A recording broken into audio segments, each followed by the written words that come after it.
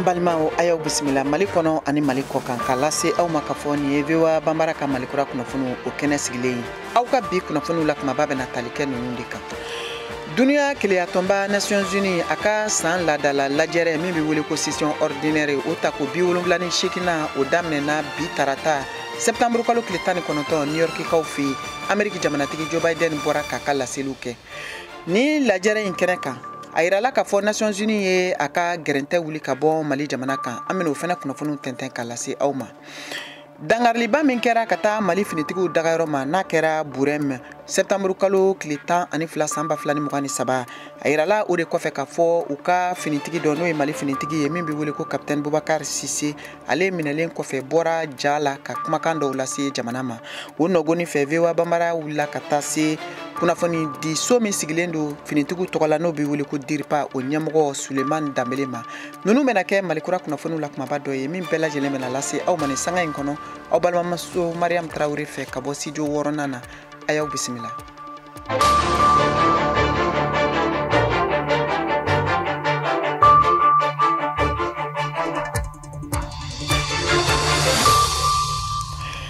Ambalmao anga foli baw ye ko kura kala se aw ma ka fɔ ni ye aw sɔgɔlen ye VOA Bambara ka radio fiɲɛsiraw la k'a ka Malikura kunnafoniw lamɛn. Nɛgɛ ɲɛ 17 tana gosira Bamakɔ n'a lamini na wula nɛgɛ ɲɛ 1 bɛ Washington DC Ameriki jamana faaba kɔnɔ. Bi o ye tarata ye septembre kalo tile 19 san 2023 aw ni Mariam Traoré de bɛna ɲɔgɔn sɔrɔ sanga 30 kɔnɔ Malikura kunkun n'a ɲɛɲɛ k'o tɛntɛn k'o lase aw ma aw ka kunnafoniw filɛ. An bɛna ni kunnafoniw ye Ameriki jamana kan ya kɛrɛnkɛrɛnniyala New York kaw fɛ Dunia Keleyatonba jabala la u ka san ladara lajɛrɛ belebele min bɛ sigi sen kan n'a bɛ wele ko session ordinaire o ta ko 78 kurubo karala bi tarata septembre kalo tile 19 Ameriki jamanatigi Joe Biden ale ye kuma ta kɛnɛ kan ye Kayatu Traoré bɛ o kunnafoniw lase. As the nature of the terrorist threats evolve and the geography expands to new places, Annu senfɛ l'Amérique jamanakuntigi Joe Biden sinsira kosɛbɛ fɛn min ye tɛgɛdi ɲɔgɔnma fara ɲɔgɔnkanw ani baarakɛ bɛnkanw siriliw ɲɔgɔn fɛ yaasa ka gɛlɛyaba minnu binnen bɛ duniya gun kan bi ka olu kɛlɛ. A ye a jira k'a fɔ ko duniya bɛ sira minnu kan bi ye hakilina jiginbaw de ye ka a fɔ ko an ka tarigu mankan tɛ ka an ka siniɲɛsigiw siraw yira an na. A y'a jira k'a fɔ ko ɲɛ bɛ se ka sɔrɔ gɛlɛyabaw la ayiwa ko ka joliba minnu tigɛlen don fɛnɛ lakɛnɛya. A ye a jira k'a fɔ kuruba la ko l'Amérique jɔyɔrɔ kama ko u ni duniya jamanabaw ani u dɛmɛbagakuluw fɛnɛ u ni minnu fɛnɛ bɛ hakilina kelenw na bɛ kan ka baaraw kɛ ɲɔgɔn kan ni hakilina kelenw ye yaasa ka siniɲɛsigi ɲumanw sabati duniya sifinw ne ka tila ka kɔli ani sɛgɛn kɛlɛ ka fantanya dɔgɔya kosɛbɛ duniya maaw la ka tila ka laban kana hakɛ lakɛɲɛ ɲumanw sabati duniya baarakɛlaw ye ka ɲɛsin farafina ma l'Amérique jamanakuntigi Joe Biden ye a jira k'a fɔ ko dansagokɛlaw ka bagabagaliw ani u ka dankariliw fanga bɛ kan ka bonya ne ka cari yɔrɔ kuraw la a ko u ni u baarakɛɲɔgɔnw fanga bɛ ɲɔgɔn kan yaasa ka taabolo kuraw bila sen kan min bɛ se ka dankarili kɛ nin janfa jugu ninnu a n'a janfa siribaga ninnu na ka tila ka lakana ɲuman sabati a sigidala mɔgɔw ye a ko waati min na o taabolow bɛ sen na ko foroba fanga minnu sigira ni bɛjɛ fanga tabiyaw ye bɛɛ kan ka daraki farafina tilebiyan fanfɛla ka taa se fɔ a camancɛya fanfɛla marayɔrɔw ma a ko o bɛ a jira de k'a fɔ ko u kan ka u senna teliya u ka baara ninnu kan joona joona ka tɛmɛ n'o hakilinaw ye Joe Biden ye a jira k'a fɔ awa ko u sɔnnen bɛ farafina Keleyatonba n'o ye Union Africaine ani CEDEAO ani farafina kuluba wɛrɛw minnu bɛ bɛjɛ fanga kɔkɔrɔma donna ka taabolow ma a sinsira kan k'a fɔ awa ko u tɛna segin abadani ka u ka danbew to u kɔ minnu bɛ fangaba di bɛjɛ fanga jɔsenw ma ka kɛɲɛ ni u ni Chine cɛla jamanaw ye Joe Biden ye a jira k'a fɔ ko l'Amérique jamana bɛ kan ka baara kɛ u ni Chine cɛla fadenyaw kan ni hakilimayaw ye yaasa ka fitinɛ bali u ni ɲɔgɔn cɛla la misalila a ko k'u sigilen don ko ka Chine makɔnɔ ka baarakɛɲɔgɔnya kɛ a fɛ wagati yɛlɛmaw kan duniya gun kan a ye wele kan fɛnɛ bila k'a fɔ ko wulikajɔba kan ka kɛ ne ka kofɔlibaw kɛ Rusi jamana ka binkanikɛlɛ binnen na Ukraine jamana kan. $1 billion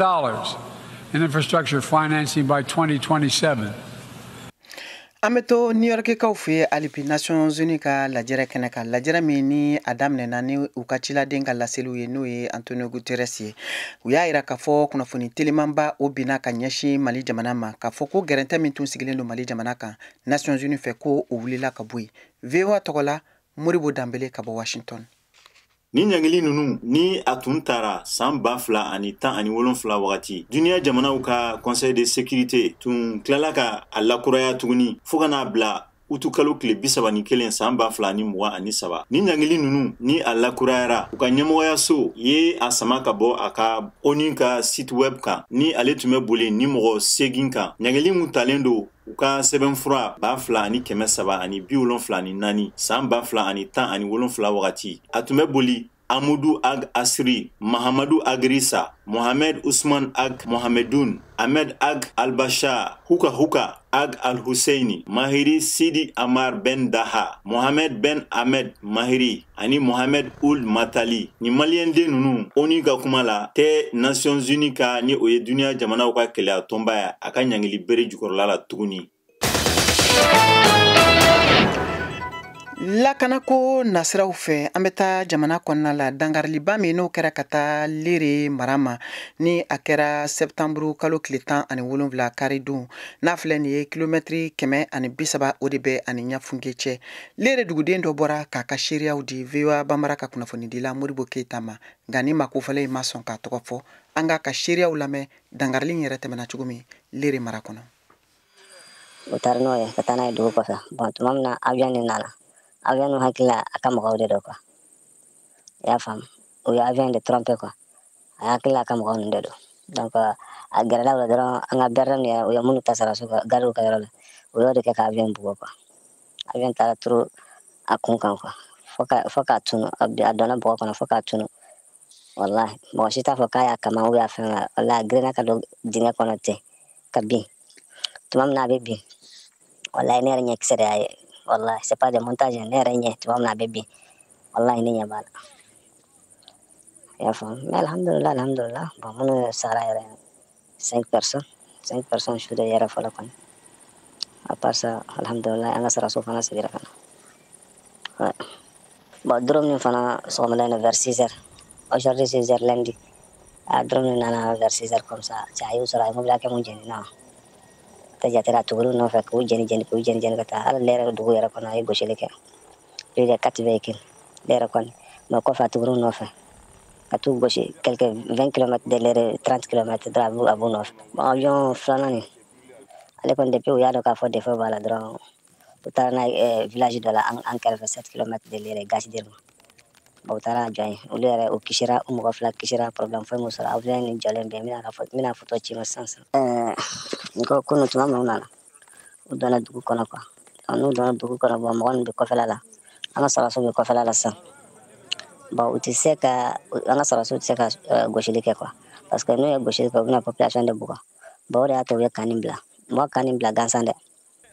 pour que ka population protéger o de kama u ye kanni bila quoi i y'a faamu parce que kun tɛ k'u bugɔ donc olu yɛrɛ dɔn ka parce que u bɛ ninnu bɛɛ de fili sanfɛ ani raquette ninnu bon n'u kun ma bɔ u kun b'o ban quoi donc o de kama u bɔra ka yɔrɔ in to yen u ye quoi bon u taara ni berdan finman fila ye bon nin de ye filanan nin ye avion filanan ye dɔ in kɔni a banna ale kɔni jɛnna fo k'a ban parce que a donna a turula kun kan ka taa don bɔgɔ in jukɔrɔ parce que a nana ni vitesse de ye quoi bon nin dɔ in a jɔlen bɛ duguni na 7 km de Lere a ka pilote ninnu fana foyi m'u sɔrɔ u kisira an bɛ barika da Ala ye. Ni dangarili banbali minnu bɛ Mali kɔnɔ ni kunɲɔgɔn damadɔ laban ninnu na ni a koɲɛ kelen don gɛlɛyaba ye VOA Bambara wulila ka se Sumayila Lama kulu min n'a bɛ wele ko Alliance citoyen pour la réforme du secteur de la sécurité ale ye o coordinateur ɲɛmɔgɔ ye a b'an bolo ni waati na nɛgɛ kan an bɛna hakilijagabɔ ɲininkaliw kɛ a la a b'a hakilina di an ma awa e hɛrɛ hakilila ye mun ye ni dangarili ninnu kan. Dangarili ninnu komi tunu an y'u natɔ ye seko kɛlɛ don hakili jiginna accord d'Alger de tun kelen don ka na ni an b'a fɔ min ma cessez-le-feu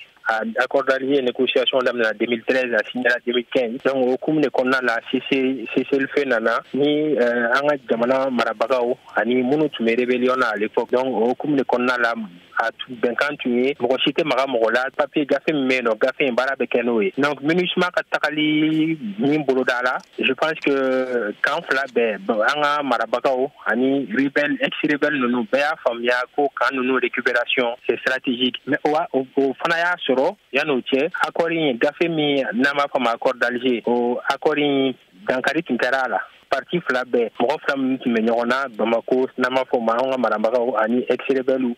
o bɛɛ tun sigira k'a fɔ ko parti kelen fankelen tɛ ka baara kɛ komi a kan ka kɛ cogo min na donc accord tun suspend o wagati donc o kɔnɔna de la MINUSMA ka tagali fana nana bon olu kɔnɔna ninnu de la bi dankari ninnu bɛ ka kɛ yɔrɔw la se ma yira de bɛ ka kɛ parti bɛɛ bɛ k'a yira a se bɛ yira pour que a ka kɛ position de force la au cas où négociation bɛna kɛ après. Ayiwa e hakili la kɛlɛ marifa ani ka se nin bɔ ma o de bɛna sɔn ka kɛ sababu ye ka nin gɛlɛya min binnen don jamana kan kabiri san 2012 waatiw ka a kɛlɛ yɛrɛ ban pewu ka bɔ Mali kan wa? O tɛ se ka ban, marifa t'a ban, marifa t'a ban, fagali t'a ban, bingali t'a ban. Kɛlɛ in ye kɛlɛ min ye a kɛlɛ min a ka bon kɛlɛ fitinin tɛ kɛlɛ min sigi ka fɔ dɔrɔn de bɛ se k'a ban. Maliyɛnw de bɛ ɲɔgɔn na o maliyɛnw de kan ka sigi ka fɔ kɛ ka bɛn fɛn dɔ kan fɛn min b'a to jamana in ba bɛ sigi. Kɛlɛ marifa ci kɛlɛ bɛ mɔgɔ kelen dɔrɔn nafa an b'o fɔ tuma bɛɛ mɔgɔ kelen dɔrɔn kɛlɛ bɛ mɔgɔ kelen dɔrɔn nafa mɔgɔ min bɛ marifa feere la kɛlɛ b'o dɔrɔn de nafa kɛlɛ tɛ mɔgɔ si nafa mɔgɔ minnu bɛ bɔnnaw ni na olu ka denbaya u bɛ traumatiser toute leur vie mɔgɔ minnu bɛ kasara sɔrɔ u ka maramafɛnw na u ka biɲɛw na so na kirisi karataw u sigiyɔrɔw la fɛn dɔw don a cɛman jamana kɔnɔ a bɛ se ka na ni fɛn wɛrɛ ye kɛlɛ in bi a kelen n'u ka degun min se jamana in ma a ka bon hakili ma mɔgɔw bɛ k'a bila yɔrɔ yɔrɔ a tɛmɛn'o bɛɛ kan donc kɛlɛ tɛ solution ye bi sécurité n'an b'a fɔ ma lakana a bɛ dimension dɔ ta n'an ko a ma dimension humaine dimension holistique c'est-à-dire mɔgɔ kan ka lakana sira bɛɛ fɛ marifa dɔrɔn tɛ n'an ko an ka soldaw olu bɛ marifa ta ka taa kɛlɛ kɛ o tɛ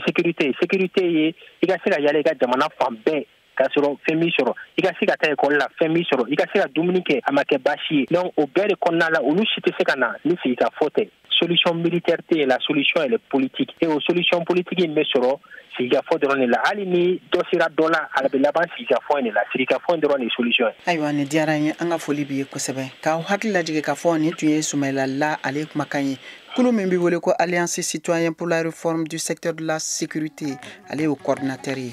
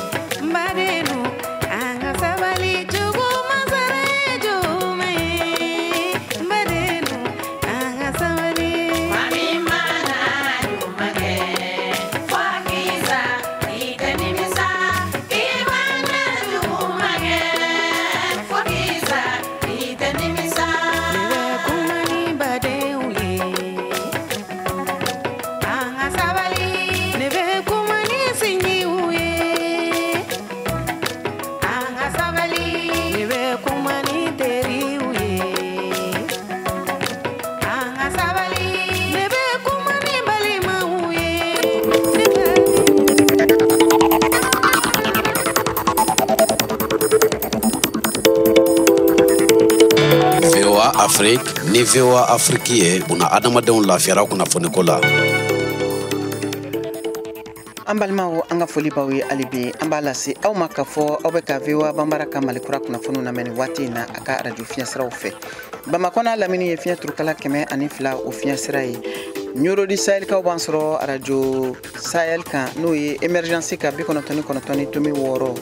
Yuwaru aw bɛ se k'an sɔrɔ radio Dunuya ka 102.2.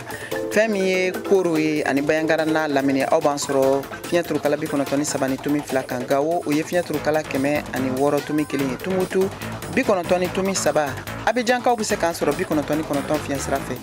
Wagadugu Burkina Faso jamana faba aw b'an sɔrɔ 102.4 kan an ka bɔlɔlɔsiraba o labilalen don www.voabambara.com walima aw bɛ se k'aw sɔrɔ an ka page Facebook YouTube ani Instagram na VOA Bambara. Malikura kunnafoniw bɛ ka lase aw ma ni waati in na Mariam Traoré fɛ ka bɔ studio 6nan na VOA soba kɔnɔ Washington DC.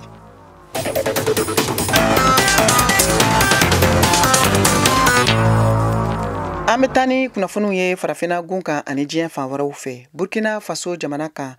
Europe gunkana den minnu ni olu sigilen bɛ maa 100 ani kɔ farala ɲɔgɔn kan k'u ka kulu dɔ sigi min bɛ wele ko collectif des citoyens européens u ye a yira k'a fɔ k'u dusuma kasalen do bi tarata ka kɛɲɛ ni gwɛlɛya ni gɛrɛntɛw ye min bɛ Burkina Faso jamana ani Faransi jamana cɛ ni o dɔ bɛ tali kɛ u ka teriɲɔgɔnya siraw kan ni o bɛ wele ko hostilité diplomatique ko min kɛlen do gɛlɛyaba ye ka ɲɛsin Europe gunkana denw ma minnu bɛ Burkina Faso jamana kan ni waati in na. Nazarala tɔnba Union Européenne ani ka fara États-Unis jamana kan fɛnɛ ye laseliw kɛ bi tarata k'a yira k'a fɔ ko u bɛ jateminɛliw la kosɛbɛ ka kɛɲɛ ni Madagascar olu ka jamanatigisi kalata ye min ni a ka kan ka kɛ nin kalo in kɔnɔ a yirala k'a fɔ cɛbɔ 13 ɲɔgɔn de bɛ yen minnu bɛɛ lajɛlen bɛna u kanbɔ ni kalata in na. États-Unis jamana ye a yira k'a fɔ fɛnɛ ko fɛn min ye gɛlɛyaw ye ko o ɲɛsinen do sɔrɔ ni politikiko nasiraw fɛ kosɛbɛ ka taa jamana camanw ma i n'a fɔ États-Unis jamana yɛrɛ wa ko fɛn min ye nafoloko ni politikiko siraw ye o bɛ ɲini ka bin États-Unis jamana kan min kunnafoniw na hakilinaw bɛɛ lajɛlen dira k'a fɔ ko kunɲɔgɔn 2 natɔ ninnu kɔnɔ ni fɛɛrɛ teliman ma sɔrɔ fɛn min ye gɛlɛyaw ye o bɛna sɔn ka bin Amérique jamana ka forobacaw olu kɔnɔna la. An bɛ taa Mali kɔnɔ kɛrɛnkɛrɛnnenya la jamana kɛ ka yan fan fɛ Burem mara la dangariliba min n'o kɛra jɛkulu maramafɛntigiw fɛ n'a kɛra septembre kalo tile 12 san 2023 a yirala k'a fɔ o kɔfɛ Mali jamana finitigi dɔ min bɛ wele ko capitaine Boubacar Sise ale minɛna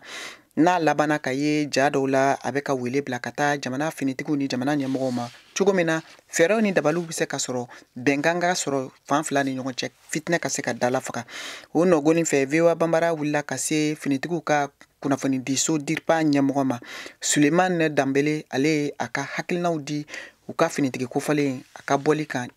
jasow la an ka jɛ ko lamɛn min ɲininkali kɛra Mariam Kuyate fɛ. Min ye capitaine Boubacar Sise 39e promotion ka minɛli koɲaw ye cɛ marifatigiw fɛ jamana marabagaw kɔni ma bɔ ni ka kunnafoni jɔnjɔn di maaw ma fɔlɔ. Bɔlɔlɔsiraw kɔni kan bɛɛ lajɛlen ɲɛ bɛ capitaine Boubacar Sise ka ja la mun kɔnɔ a y'a yira k'a fɔ ko ale kɔni minɛlen do banbagaci jɛkulu fɛ minnu y'u boronnɔ bila bɛnkan sɛbɛn na sema b'o la fo ka taa se jɛkulu wɛrɛw ma k'a to a ka baara la n'o ye maramafɛnw dili ye Mali finitigilakaw ma yasa u ka se ka dɛmɛ kɛ sema ni Mali soldasiw ka kari ɲɔgɔnna yɛrɛ senfɛ min yɛrɛ kɛla Burem septembre kalo o tile 12 waati a ja kofɔlen kɔnɔ capitaine Boubacar Sise ale kɔni ye damakasi kɛ ka ɲini finitigilakaw fɛ k'u ka dɛmɛ don a ma yasa a ka se ka labila cogo min na o siratigɛ la an ye wele bila Sulemani Danbele ma ni ale ye soldasiw ka kunnafoni di soba ɲɛma ye a y'a yira k'a fɔ k'u ye a ja kofɔlen ye bɔlɔlɔsiraw kan ko nin bɛ min yira k'o de ye prisonnier de guerre ye wa ko ni cɛ marifatigi ninnu tɛna se ka juguma fosi ta ka capitaine Boubacar Sise sɛgɛrɛ kuma tɛ ko k'a faga k'a da u ka nin waleya kan n'o ye k'a bila kumana video kɔnɔ ni ka jɛnsɛn bɔlɔlɔsiraw fɛ min yɛrɛ yamaruyalen tɛ diɲɛ adamadenya sariya bɛnkan sɛbɛn kɔnɔ n'o ye convention de Genève ye a tilala tugun ka sɛbɛntiya ko capitaine Boubacar Sise ale ka hakɛw kɔni bɛna kɔlɔsi kabini a minɛna don min na CICR maaw fɛ n'o ye jɛkulu ye min bɛ dɛmɛ don maaw ma minnu ye tɔɔrɔ sɔrɔ kɛlɛyɔrɔw la nka min ye an ka ɲininkali ye an ma se ka jaabi kɛrɛnkɛrɛn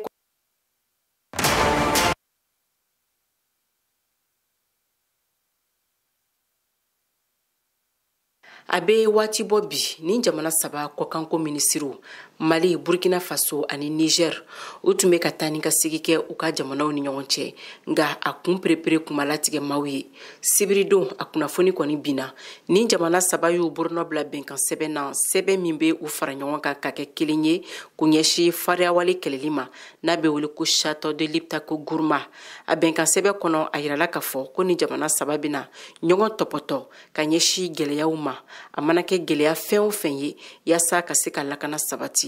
ani ka se ka sɔrɔ siraw yiriwa o ni ɲɔgɔn cɛ a bɛnkan sɛbɛn kɔnɔ ko maa fɛn o fɛn tali jɛkulu fɛn o fɛn mana dankari ni jamana saba kelen-kelenna fɛn o fɛn ka yɛrɛma hɔrɔnya la k'i bɛ a jamana saba sɔrɔ i ka sira kan ko sabula ni jamana saba ka armew bɛna jɛ ka kɛ kelen ye a sɛbɛntiyala fɛnɛ a bɛnkan sɛbɛn kɔnɔ ko ni jamana saba ka jɛkulu bɛ se ka dayɛlɛ jamana wɛrɛw ye jamana minnu n'u ka hakilinataw n'u ka gɛlɛyaw bɛɛ lajɛlen ye kelen ye wa ko jamana wɛrɛ si da tɛna don nin jɛkulu saba in ka hakilinataw tali la. Nafolo kasabi min bena don nin jamana saba in ka baaraw la k'a bɛɛ lajɛlen bena bɔ u ka jamana yɛrɛ ka wagandew kɔnɔ. An b'aw ladɔnniya k'a fɔ ko Château de Liptako Gourma n'o ye Mali ni Burkina Faso ni Niger ka jɛɲɔgɔnya ye, a hakilina tali bɔla Mali jamana na. Mariam Kuyati ka laseli don ka bɔ Bamako, VOA Bambara tɔgɔ la.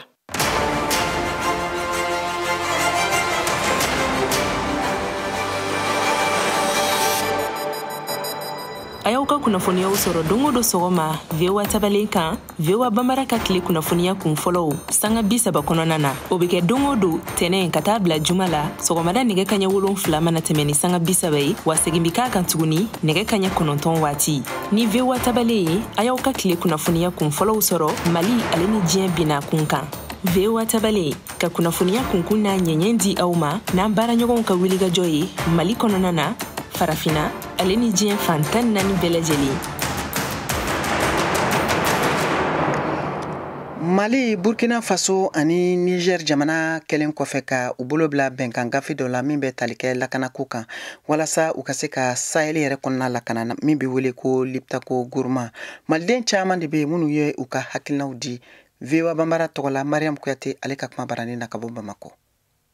A bɛ waati bɔ bi ni jamana saba kɔkanko minisiriw Mali, Burkina Faso ani Niger u tun bɛ ka taa ni ka segi kɛ u ka jamanaw ni ɲɔgɔn cɛ nka a kun perepere kuma latigɛ maaw ye. Sibiridon a kunnafoni kɔni bina ni jamana saba y'u borona bila bɛnkan sɛbɛn na sɛbɛn min bɛ u fara ɲɔgɔn kan ka kɛ kelen ye k'u ɲɛsin fariyawale kɛlɛli ma n'a bɛ wele ko Château de Liptako Gourma. A bɛnkan sɛbɛn kɔnɔ a yirala k'a fɔ ko ni jamana saba bɛna ɲɔgɔn tɔpɔtɔ ka ɲɛsin gɛlɛyaw ma a mana kɛ gɛlɛya fɛn o fɛn ye yaasa ka se ka lakana sabati ani ka se ka sɔrɔ siraw yiriwa o ni ɲɔgɔn cɛ. A bɛnkan sɛbɛn kɔnɔ ko maa fɛn o fɛn tali jɛkulu fɛn o fɛn mana dankari ni jamana saba kelen-kelenna fɛn o fɛn ka yɛrɛma hɔrɔnya la k'i bɛ a jamana saba sɔrɔ i ka sira kan ko sabula ni jamana saba ka armew bɛna jɛ ka kɛ kelen ye. A sɛbɛntiyala fɛnɛ a bɛnkan sɛbɛn kɔnɔ ko ni jamana saba ka jɛkulu bɛ se ka dayɛlɛ jamana wɛrɛw ye jamana minnu n'u ka hakilinataw n'u ka gɛlɛyaw bɛɛ lajɛlen ye kelen ye wa ko jamana wɛrɛ si da tɛna don ni jɛkulu saba in ka hakilinataw tali la. Nafolo kasabi min bena don ni jamana saba in ka baaraw la k'a bɛɛ lajɛlen bena bɔ u ka jamana yɛrɛ ka wagandew kɔnɔ. An b'aw ladɔnniya k'a fɔ ko Château de Liptako Gourma n'o ye Mali ni Burkina Faso ni Niger ka jɛɲɔgɔnya ye a hakilina tali bɔla Mali jamana na. Mariam Kuyati ka laseli don ka bɔ Bamako, VOA Bambara tɔgɔ la.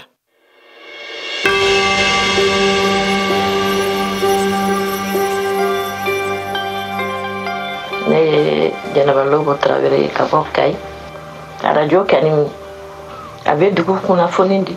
a bɛ jamana kiban kunnafoni di, a bɛ duniya fereke 4 bɛɛ lajɛlen kunnafoni di. Ni président kumana u bɛ kuma radio la an b'a lamɛn, an bɛ ministrew ka kumaw lamɛn, an bɛ kuma bɛɛ information bɛɛ sɔrɔ à travers la radio.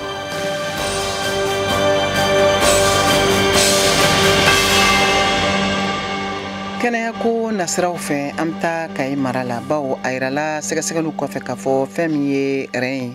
o bana cayalen do Kayi nin waati laban ninnu na kosɛbɛ. VOA ka kunnafonidila min bɛ kɛnɛ kan ye n'o ye Isa Bakari Bacili ye wulila ka taa se u ka dɔgɔtɔrɔso la min bɛ wele ko Fuseni Ndaw. A ye kuma di professeur Mangara Samake ma an k'ale ka hakilinaw lamɛn rɛn yɛrɛ o bana kan. Professeur an b'a fɔ k'i ni ɲantuma mun ye rɛn bana ye n'a bɛ wele ko kɔmɔkili bana façon jumɛn yɛrɛ don? Rɛn bana ye fɛn min ye fɛn fɛn bɛ se ka kɛ sababu ye ka rɛn dɛsɛ a ka baara la de façon générale an b'olu wele ko rɛn bana. Tamasiyɛn bɛ bana in na fɛn min don a t'i ye kɛnɛma ou bien i tɛ se ka mɔgɔ ye ten k'a fɔ ko rɛn bana b'a la. Golokan bana tɛ i se k'i bolo kun jɔ tamasiyɛn kelen si la ko ni nin bɛ yen dɔrɔn ko rɛn bana b'a tigi la. K'a fɔ ko nin sin kelen b'a la ten k'a fɔ ko n'i ye ɲɛ dɔrɔn rɛn bana b'a la olu tɛ mais an b'a wele de ko c'est un faisceau de signes, un faisceau d'arguments donc minnu kan ka bi pousser ka taa rɛn bana lajɛ. Mais fɛn dɔw bɛ yen n'i y'olu ye olu kan ka i pousser k'i guider ka taa lajɛ réellement n'a sɔrɔ rɛn bana t'a i ka sɛgɛsɛgɛli k'a kan. Très souvent n'a yera k'a fɔ ko sugunɛ tigɛla mɔgɔ la donc olu bɛɛ ye rɛn bana taamasiyɛnw ye. Fɛn jumɛn b'a to a bɛ mɔgɔ minɛ? min y'a kun bakurubaw ye o ye tension, diabète, infection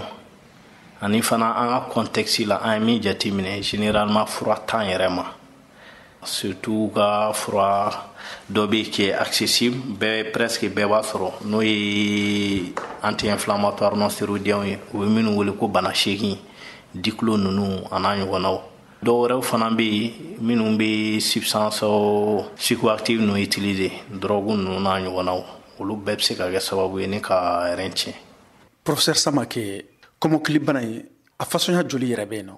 dɔ bɛ yen an b'a wele ko aigu, ça veut dire que min daminɛna a ma mɛn, fɛn kɛli ka rein sɔrɔ ani rein ka dɛsɛ baara la o période ni o tɛ tɛmɛ dɔgɔkun kelen kan, a kɔni a mɛnni ba k'a sɔrɔ a furakɛli ma kɛ o ye kalo 3 ye.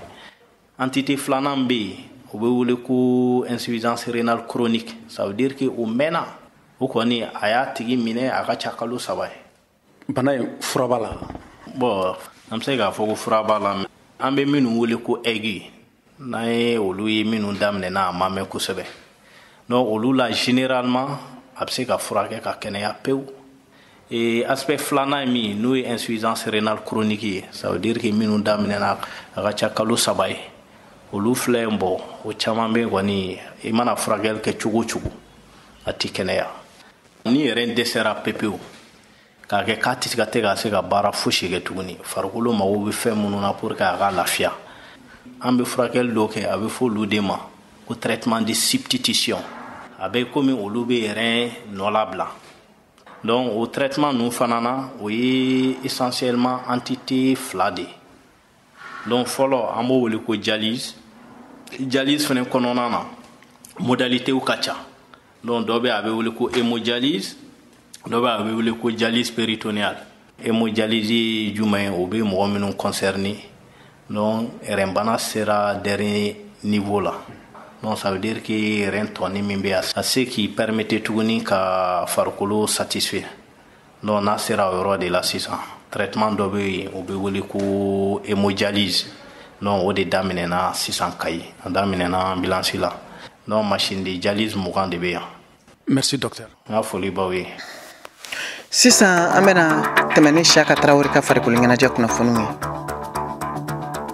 Sisan aw bɛ se k'aw ka batakiw ci an ma WhatsApp fɛ an ka nɛgɛjuru sira kan 0 1 20 24 30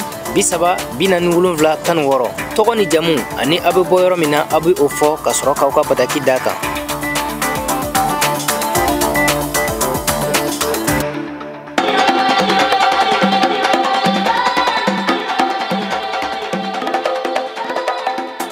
muso sera ntolantan kunda kan musolakaw ta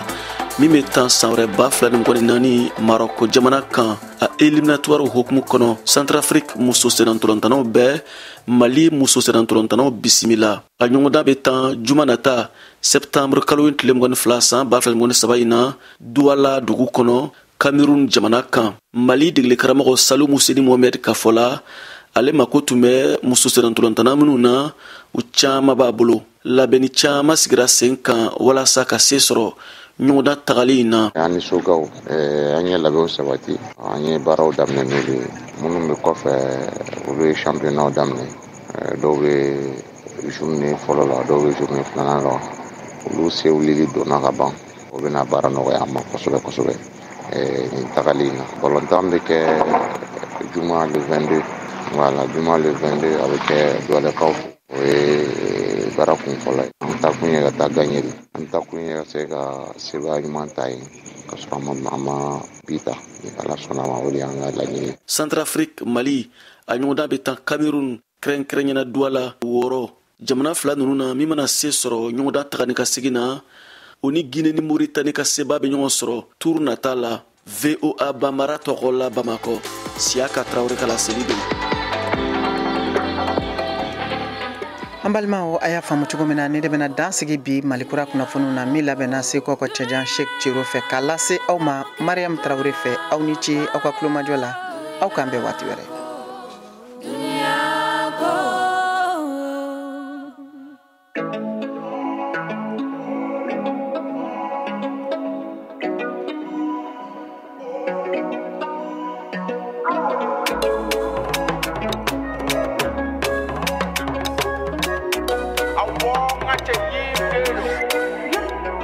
Koko doni doni kono ni benapa. Ni dumbe sege sege mo ni dunte gapa.